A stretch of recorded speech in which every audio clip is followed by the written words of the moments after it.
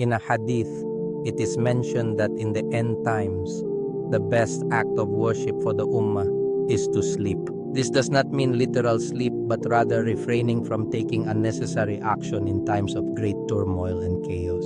The Prophet Muhammad said that in times of widespread trials, a person sitting is better than one standing is better than one walking, and one walking is better than one running.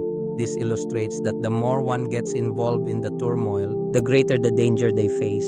If scholars understand this, then in times of great tribulation, it is better for people to remain passive, avoid unnecessary involvement, and maintain their peace. This hadith is often interpreted as a reminder to stay neutral and not be easily swayed by the chaos of the world. Take, for example, presidential elections. Intellectuals may not think deeply about this, but scholars approach it differently. Some people are fanatically devoted to candidate A, while others passionately support candidate B. Some might say, if A is not elected, the country will collapse, while candidate A may have a strong track record. Can we truly place our entire hope for prosperity on a mere human? For scholars, this is a crucial question. How can one entrust their well-being entirely to another human being when it is Allah who ultimately controls everything? People often say that if candidate A is elected, the nation will flourish, and if candidate B is in power, the country will fall into ruin. But how can we be sure? Can we guarantee that someone righteous will always remain righteous,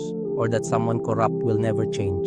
Even a previously upright leader can become unjust once in power, just as a flawed person may reform and become just.